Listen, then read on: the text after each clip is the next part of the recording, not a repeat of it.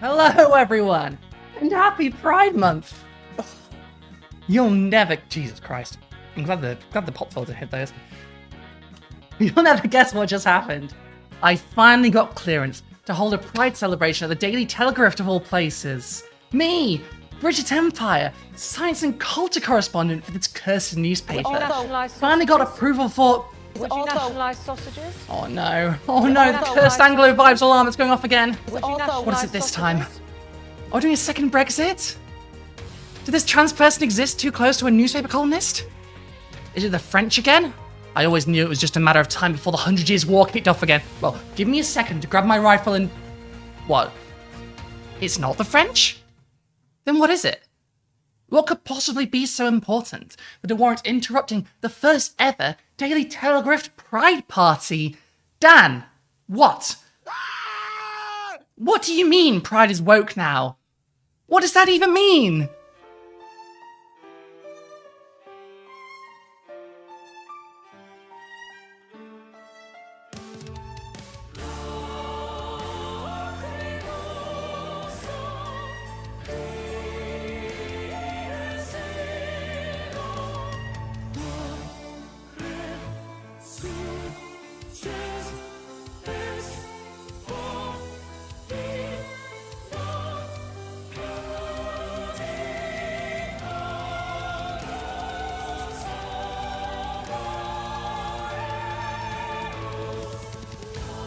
I guess I was a little surprised that Oxfam, a charity that exists to alleviate poverty, was making some video about Pride Month, but really that's not a surprise either. The Pride movement has been so taken over by corporations kind of doing their woke washing by planting their rainbow flags on social media that is not particularly a surprise. And of course, Oxfam has a lot of woke washing it needs to do. It was only a few years ago that it emerged that its workers had used sex workers, including child sex workers, in Haiti and Chad. So they've gone from exploiting young women and girls sexually to now demonizing older women who just want to protect their sex-based rights. Pride Month this year has been completely bananas, really, in terms from corporations, as we've seen various things on social media from banks, kind of proudly posting videos about how they use drag queens, how some of their workers are drag queens, to others talking about the sexual dimorphism of various creatures under the sea. What any of that has to do with the rights of gay people is beyond me. But I'm hoping that the extremes and the extreme stupidity of things like the Oxfam video will show people what columnists like myself and Janice have been writing for years, that there's this extreme misogyny underlining a lot of the gender ideology movement. And for Oxfam to go after J.K. Rowling in particular, there's this extraordinary irony. J.K. Rowling famously is one of the most generous people in the world when it comes to giving to charity. So for Oxfam to demonize her as some kind of ancient she-devil really shows how the gender ideology movement has exited the mainstream and exited any sense of proportion and logic that a video for Oxfam would demonize this famously generous and entirely commendable woman. Hold on just one goddamn second. Who is this woman to be talking about Pride? Good Girls, a story and study of anorexia, was published on Thursday. Hadley Freeman, welcome to the programme. Thanks, Hugo. So nice to be here. It's lovely to have you on. Back on, indeed, I should say. So many of the feelings that underlie anorexia, fear of becoming a woman, fear of becoming an adult, fear of being sexualized, also lie behind the disproportionate number of teenage girls who are saying they want to be non-binary or boys. It's a very similar kind of motivation. What? Hadley Freeman? But she's a straight woman. Dan, why did you send me this video? We should be out in the streets celebrating, not putting up with this nonsense. Who does she think she is, trying to make out like Pride has changed as a straight person, and that it's woke of all things? What? How? That's not how words work. Would you mind defining woke? Because it's come up a couple times and I just want to make sure we're on the same page. So, I mean, woke is sort of the idea that this is going to be one of those moments that goes viral. woke has a very specific meaning, and why would Times Radio be interviewing her about Pride unless... Oh no, is Pride cancelled? Am I being summoned? No. I can't handle another bad faith argument that something is woke again. After T-Rex? After David Attenborough? No! Hadley Freeman is an American-British journalist best known for manipulating notable authors into making statements about trans issues that they later must disavow. Freeman's interviews with Margaret Atwood and Judy Blume both required the authors to issue statements. So-called gender-critical journalist Hadley Freeman has been criticised for claiming that trans youth use suicidal thoughts to get their way. Freeman made the outrageous claim in a Sunday 7th of January article for the Sunday Times, in which she spoke to members of the Bayswater Support Group, an organisation that often claims youth who identify as trans do so to mask complex causes of distress. Suicide is a subject I know more about than I'd like, she wrote. In the summer, my 21-year-old cousin killed himself, and I've lost 3 friends to suicide. None of them talked about suicide beforehand. Ever.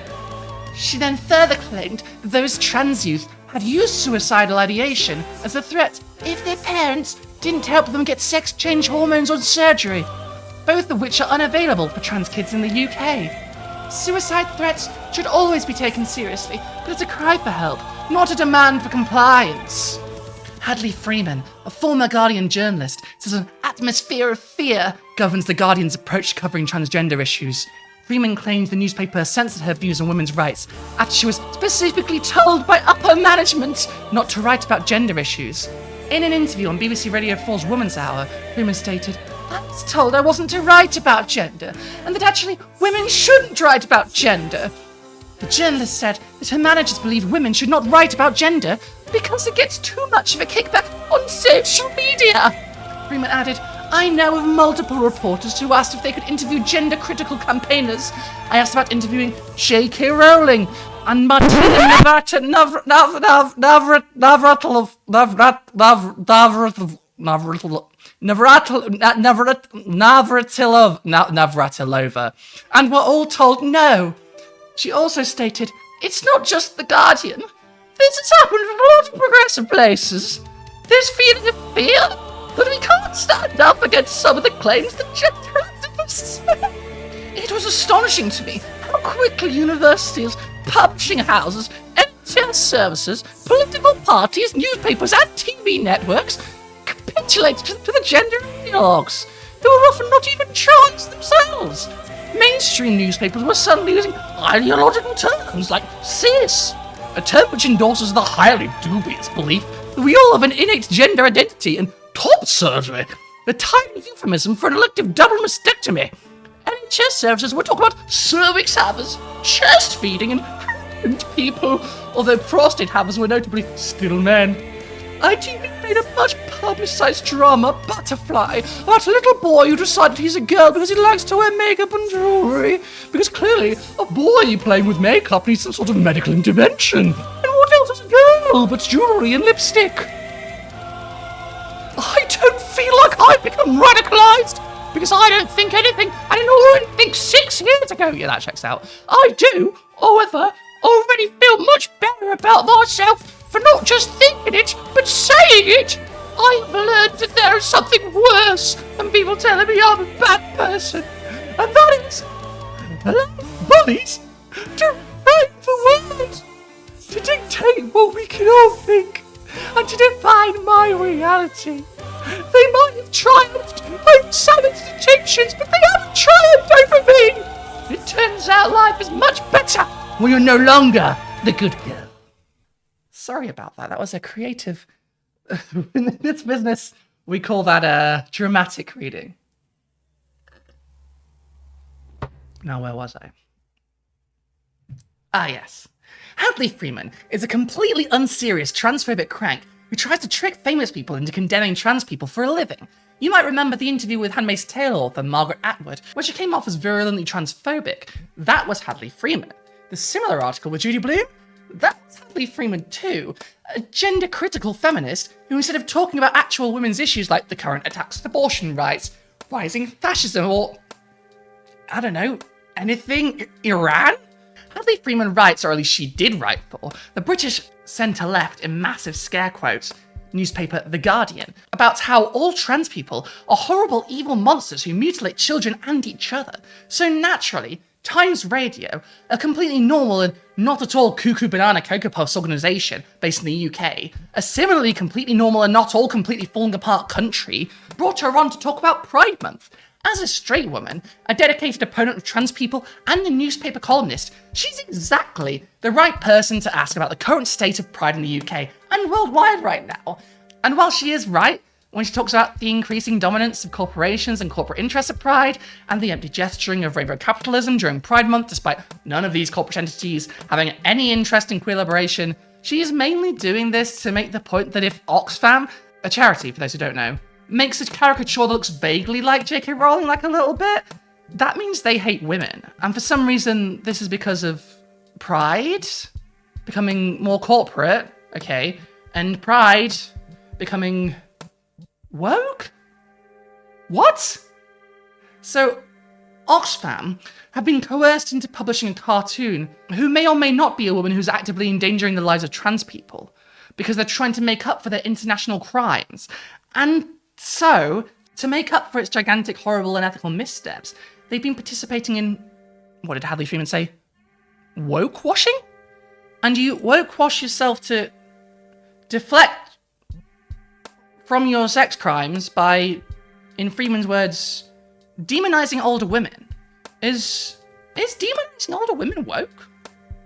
Sure doesn't seem like demonizing old women has anything to do with being aware and alert to systemic racism and how it affects every aspect of our lives. That's something else.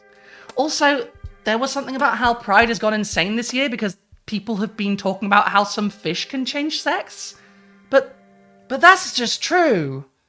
Hadley, I'm an evolutionary biologist, trust me. They can. Maybe you can't, Hadley, although I would argue that you probably can. Maybe you think you can't. Maybe you think that humans can't. But, even by your definition of changing sex, there are a lot of sea creatures that just can. We're not saying that has anything to do with humans, but some fish can change sex. That's just facts.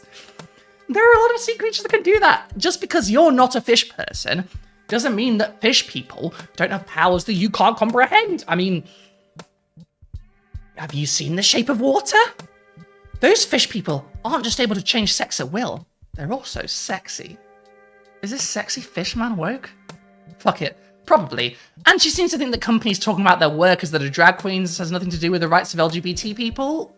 Hadley, do you know what drag is? It's not like a race car thing. That's a different kind of drag race.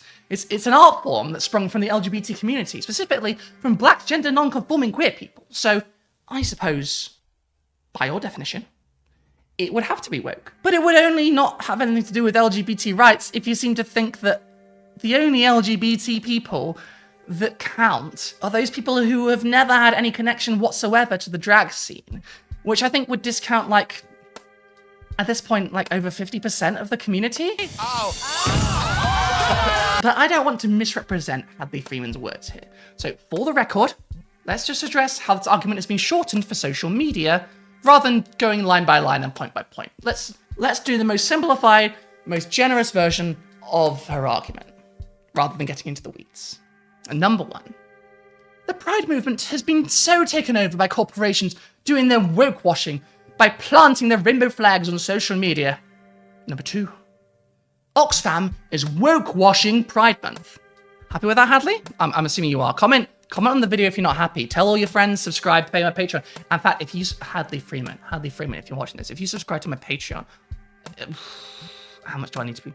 If you pay me like £2,000 a month, I will stop making videos. Yeah? Like a deal? Anyway, let's tackle these arguments and finally settle, once and for all, what the fuck? What the fuck any of this means. I was going to end it with that. Happy Pride Month, everyone! Yeah! Woo! Pride!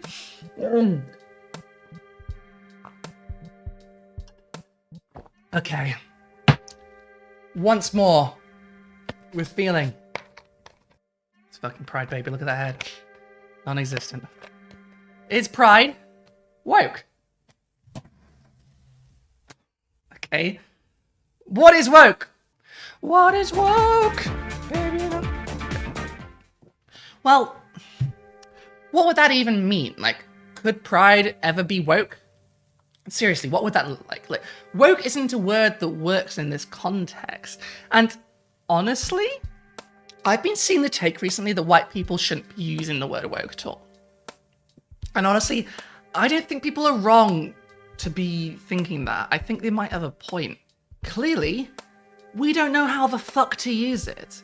Being woke in African American vernacular English is being aware and alert to structural and systemic racism and how it affects your everyday life. Can pride even be woke? I suppose you can make the argument that by addressing how structural prejudices, particularly structural racism, Sean Connery out here, particularly structural racism, shapes pride events and organizations, and making efforts to change that, you could argue that pride could become more woke? But even that would be stretching these words to their breaking point. Like, a person can be woke, a black person can be woke at least, but an organization? A concept? At the end of the day, whether that can ever be woke isn't up to me because I'm not black. But what I can be certain of is that the way Hadley Freeman uses woke and woke-washing is devoid of any of the term's original meaning. Now, this is nothing new. We've seen this with dinosaur poo being woke, with the sun being woke for being too hot, with all things fucking policing in the UK being called woke by front-bench politicians and their sycophants on Fleet Street, despite policing, by its nature, being a tool to bring down the working class, which includes fucking black people, mostly black people. Listen, British media are not smart. Anyway, policing in the UK has been called woke by front-bench politicians and their sycophants on Fleet Street. So every time you hear a white boomer call something woke, you can be guaranteed that it just means all those things I don't like. And that's kind of sad, because there's a reason the word woke arose in the first place in the communities in which it did. It had a purpose, and it was important. That purpose is still needed. Black people need a word to refer to waking up to the way society is structured to keep them down. To take that word and bastardize it like this, it's just fucking sad. To quote Aja Romano for Fox, "The first time many people heard woke in its current context was likely during the birth of the Black Lives Matter movement. In 2014 in Ferguson, Missouri, black citizens took to the streets nightly to protest the police shooting death of Michael Brown. As they did so, they urged each other to stay woke against police actions and other threats. But woke, and the phrase stay woke, had already been a part of black communities for years, long before Black Lives Matter gained prominence. While renewed international outcry over anti-black police violence certainly fueled widespread and mainstream usage of the word in the present, it has a much longer history. DeAndre Miles Hercules, a doctoral linguistics researcher at the University of California, Santa Barbara, told me. The earliest known examples of wokeness as a concept revolve around the idea of black consciousness waking up to a new reality or activist framework, and dates back to the early 20th century. In 1923, a collection of aphorisms and ideas by the Jamaican philosopher and social activist Marcus Garvey included the summons, "Wake up Ethiopia, wake up Africa," as a call to global black citizens to become more socially and politically conscious. A few years later, the phrase "stay woke" turned up as part of a spoken afterword in the 1938 song Scottsboro Boys, a protest song by blues musician Hoodie Ledbetter, aka Leadbelly. The song describes the 1931 saga of a group of 9 black teenagers in Scottsboro who were accused of raping 2 white women. Leadbelly says at the end of an archival recording of the song that he'd met with the Scottsboro defendant's lawyer, who introduced him to the men themselves. "I made this little song about down there," Leadbelly says, "so I advise everyone, be a little careful when they go along through there. Best stay woke, keep their eyes open." Leadbelly uses stay woke in explicit association with black Americans' need to be aware of racially motivated threats and the potential dangers of white America. Leadbelly's usage has largely stayed with a common, consistent one ever since, including during one notable brush with the mainstream in 1962. So that's what woke actually means. Forget what anyone else tells you. When a dinosaur has to go number 2, that's not woke. And of all things, policing is not rife with wokeness. Policing is, by its very nature, part of that systemic and existential threat to black people that wokeness is about being aware of. And now we've got that straight. What the hell does any of this have to do with pride? You would think that any mention of wokeness and pride together in the same context would be about how the current iterations of the Pride movement exclude black people from feeling safe at Pride events, such as police escorts at Pride parades and the lack of oversight to prevent racist people and racist incidences from proliferating at these, unfortunately, largely white events. We could, for example, use this framing to try and deconstruct the aspects of our organisations that force black people out of these spaces or make them feel unwelcome. But what Hadley Freeman and the people who agree with her on this, the people insisting that Pride has gone woke, seem to mean by this, is some combination of the presence of trans people and drag queens at Pride events, and the acceptance of trans people, at least in marketing rhetoric, by large organisations such as corporations and charities that every year take up more and more space at Pride events, driving away more queer minorities than those who are wary of state enforcers and corporations taking up space in events that are supposedly for the well-being of queer people, the people for which Stay Woke was coined, namely, black, working-class, queer and trans people. But, and I will give them this, Hadley Freeman is right about corporations muscling their way into Pride events, and queer life in general. But what she is referring to as woke-washing by corporations is at best badly named on her part, and at worst, maliciously mislabeled. Especially since the very people she's putting a target on the backs of with the implication that Pride is being woke-washed are the people most likely to be put off and pushed out by the increasing corporatization of Pride. So let's talk about that. Let's talk about rainbow capitalism, baby! What is rainbow capitalism? Baby, don't hurt me. No, that one didn't work quite so well.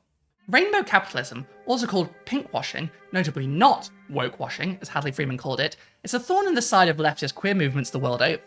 Originally limited to promotion of gay businesses such as gay bars, as the various letters of the LGBT acronym have become more accepted and more integrated into wider society over time, more and more companies have decided that $1 from a queer person is just as acceptable as $1 from a straight person. And if they don't see advertising to queer people as a risk to their existing audience, they'll happily stick a rainbow flag over the corporate logo on social media for June, or write copy about how accepting they are of queer people. Think Lockheed Martin having a float at Pride, one of the most egregious examples. Even if you don't have a problem with, say, Oreos or Barclays Bank having a big presence at Pride parades, though I can't imagine many of us have forgotten how the bank's photos all over in 2008, you probably wouldn't be too pleased with seeing a weapons manufacturer at Pride. Lockheed Martin does slay, yes, but not in the way queer people mean, or we say it like it's a good thing. I suspect a lot of ambivalence to rainbow capitalism from queer spaces comes from either ignorance of the practices of the companies involved and their executives, or more likely knowing that while we live under capitalism, this is the way things go. Even the least well-read of us can't help but notice how as certain people and cultures become more acceptable, capital sweeps in to absorb as much money from them as possible, and works hard to file off the claws of any radical edges it might have, lest the people who fought for the acceptance of, say, the queer movement for decades get any ideas that might threaten their bottom line. Even the most homophobic of corporations would rather hold their nose and pander a little to the gays than be abolished in a revolution. If gay people are to be a part of wider society, open distaste for gay people by corporations will expose the gaps between the interests of the people and the executives of these companies. And if those gaps get a bit too exposed, people are going to start asking some uncomfortable questions. I don't think, for example, Chick-fil-A being internationally known as the homophobic chicken place has helped them to expand into new markets, like far from it. They've tried to open in several countries since then, but it's gone terribly. But it's important to point out here that all of this rainbow washing is but a mirage. The practices of these companies are not changing, and often neither are the very people in charge who were once leading the way in funding anti-queer interest groups. And if a company with a rainbow logo on gets even the slightest pushback, we start to see very quickly how flimsy these so-called allies really are. Every business with a float at Pride, every corporation proudly talking a big game about how they value their queer employees, the vast majority of these people taking up more and more space in queer events every year to line their pockets are not our friends. They are instead, unfortunately, paper tigers. The phrase paper tiger comes from Chinese and refers to something that appears outwardly powerful or threatening, but is in reality ineffectual or unable to withstand challenge. English has Chairman Mao of all people to thank for this phrase, and it is one he often used to describe American imperialism. And as capitalism continues its quest to absorb and transform the LGBT+ movement into but an arm of itself, rather than a movement in opposition to its cultural hegemony, it serves the same function. Every corporation, from restaurant chains to literal arms dealers, puts up a strong pledge to support and uphold the queer community, but when faced with the slightest pushback, they fold. They're a house of cards, tall and proud, but toppled by the slightest gust of wind. Case in point? Target. You might remember the religious riots in the USA celebrating a victory in the culture wars recently for Target, a big American retailer, pulling a bunch of LGBT merchandise from its shelves after prolonged outcry from fascists like Matt Walsh and other dickheads. Target has been selling Pride merchandise for a few years now, but that wasn't enough to convince them to throw it all away and throw the queer community under the bus once it looked like it might make some conservatives too angry. As in most of these cases, the moment it starts looking bad for the company doing the pinkwashing, they throw the gays under the bus and hold up their hands. They care about our money. They don't care about us. In fact, when Target backed down this year, Eric Carnell, a trans man and the designer of several products that were the focus of the backlash from right-wing customers and big-name pundits, specifically called out rainbow capitalism and the problem with such a concept. From Reuters. Companies like Target that launch products and campaigns at Pride Month seek to profit from LGBTQ people, but fail to stand by them when challenges arise, London-based Carnell said in an interview. It's a very dangerous precedent to set, that if people just get riled up enough about the products you're selling, you can completely distance yourself from the LGBT community when and if it's convenient, says Carnell, a transgender gay man who launched his brand Apralin in 2017. If you're going to take a stance and say that you care about the LGBT community, you need to stand by that regardless. Target's decision to remove some Pride products came weeks after Brewer Anheuser-Busch's partnership with transgender influencer Dylan Mulvaney triggered transphobic comments on social media and a boycott by some drinkers. Kohl's is also taking heat for some conservative commentators, criticising it for selling bibs and bodysuits for babies that feature the Pride flag and slogans supporting the LGBTQ community. A spokesperson for the company did not immediately respond for a request for comment. Target's collection for Pride Month, which is celebrated every year in June, includes more than 2,000 products, including Carnell's Apralin brand. His brand's products are the only ones so far that have been removed both in-store and online, he said. Carnell says he has received hate messages and death threats over the past week, adding that he has had no contact from Target. Target on Tuesday said it did not have any new comment on the matter. In a statement to Reuters last week, the company said that due to volatile circumstances in its stores, it is removing items at the centre of the most significant confrontational behaviour. In a May 24th memo to Target employees, which was obtained by Business Insider, Target CEO Brian Cornell said one of the hardest parts of his move to pull the merchandise was figuring out how that would impact the well-being and psychological safety of the LGBT community. We stand with you now, and will continue to do so, not just during Pride Month, but each and every day, he said. Do you though? Really? The reference to Bud Light in the Reuters article I just read an extract from was relevant too. You might remember the backlash of Dylan Mulvaney, a trans woman and TikTok influencer, doing a promotion spot for the diet beer. Namely, the relentless harassment of Dylan, videos of people shooting beer with cans and destroying supermarket displays, and bomb threats on breweries associated with the brand. Not only did Bud Light back down from the decision to partner with Mulvaney for this ad spot, but they cut ties with the agency in charge of arranging the ad spot, and made it clear they would never do something egregious as associating their brand with a gay again.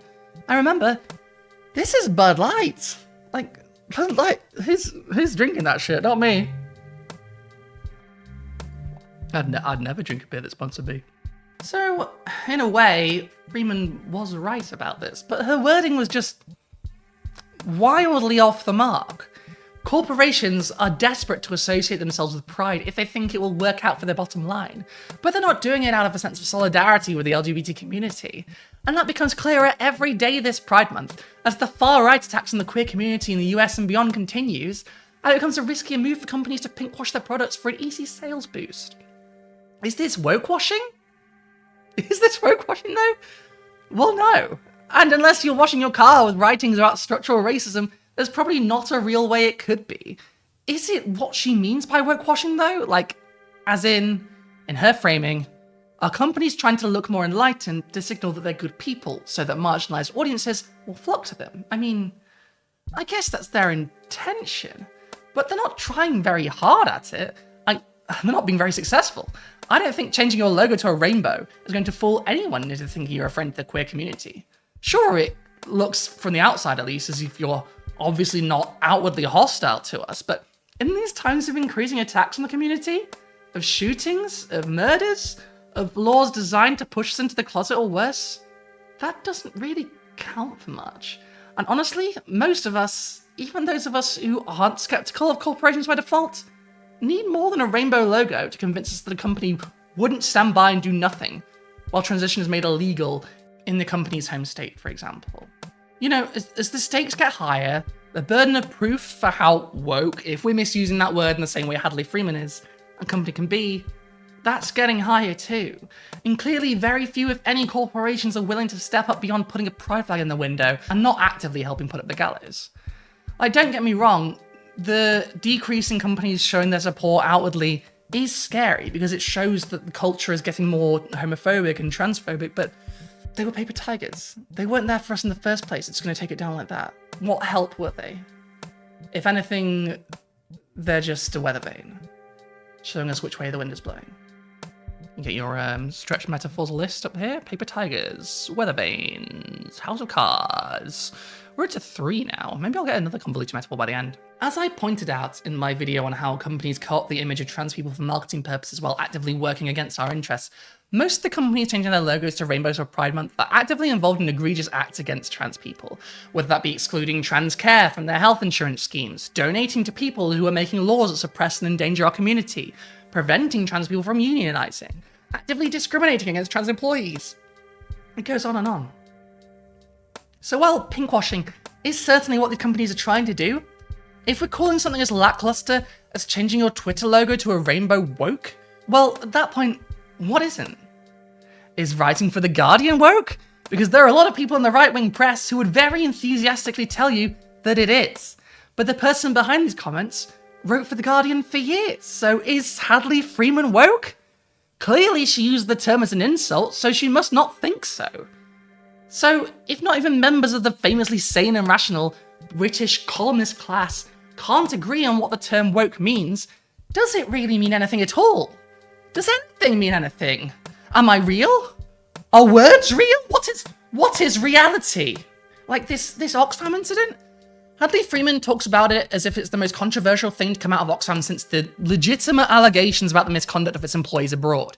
And yet, it's just a picture of a woman with TERF written on it. It's not even clear that they meant it to be J.K. Rowling. Though if they did, that would be fine. And this is what she means when she says Oxfam is woke washing? What does this have to do with even her twisted definition of the word? Never mind its actual meaning. And just like with Target, and just like with Bud Light, once the gender-critical brigade started screaming, crying, and throwing up about being portrayed as being actively harmful to trans people via a single drawing, Oxfam deleted the post and walked it back, making a full written apology. Target, Bud Light, Oxfam, hell, the Labour Party in the UK, all paper tigers. When the slightest pushback is applied, they default back to fence-sitting or worse, actively working against the trans community to win back their hateful bigots that they alienated. If this is woke, then what the hell have white conservatives and honestly white people in general done to this word?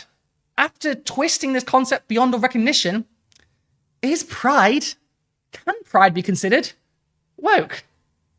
And yes, that begs the question. What is woke? Baby, don't hurt me.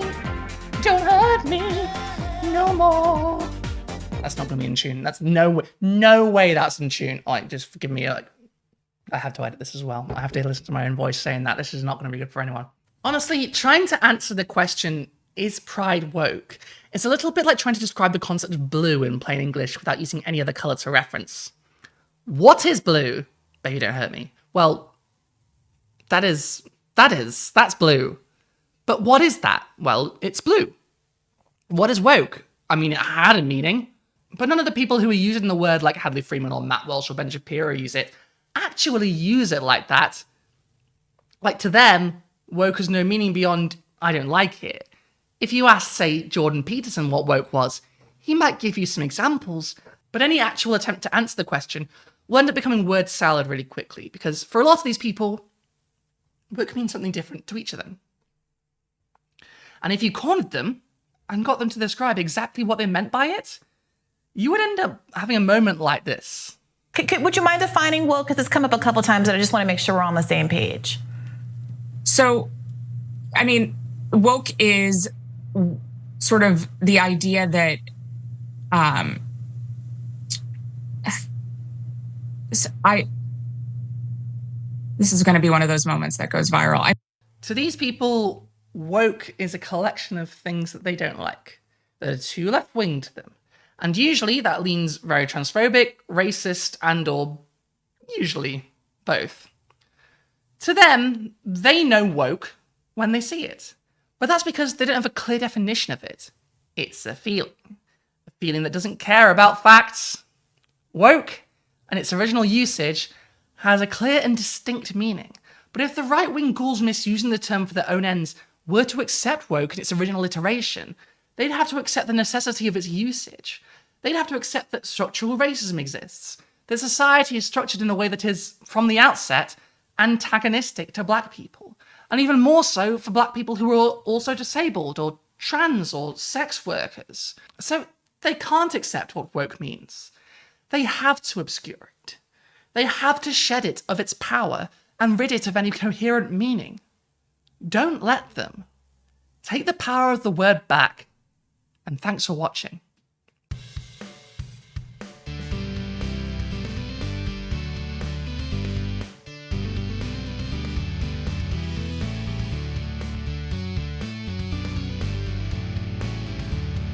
Hey everyone, new country, who dis?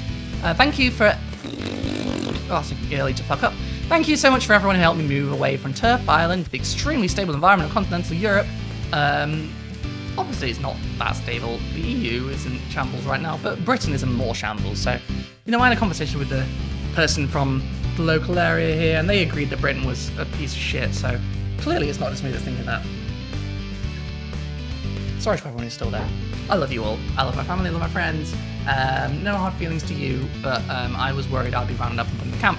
So, now I'm over here.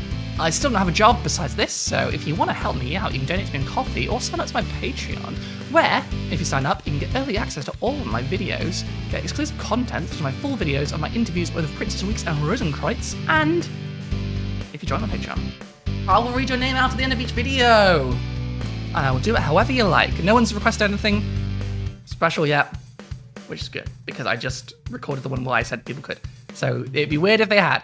But if you want me to read it in a stupid voice or anything like that, you can do. I mean, that's probably not a popular option, because no one will be able to hear your name. But if you want to, and it's not problematic, then I'll do it. Okay. I love all my patrons. Thank you for helping me live. Okay. Artie Wolf, patron. Hayden Gaylor, patron. Greg Noble, patron. No Kings, Only Fools, also a patron. H, patron. Gianna McMillan, patron. I'm going to start saying patron now. You know who they are.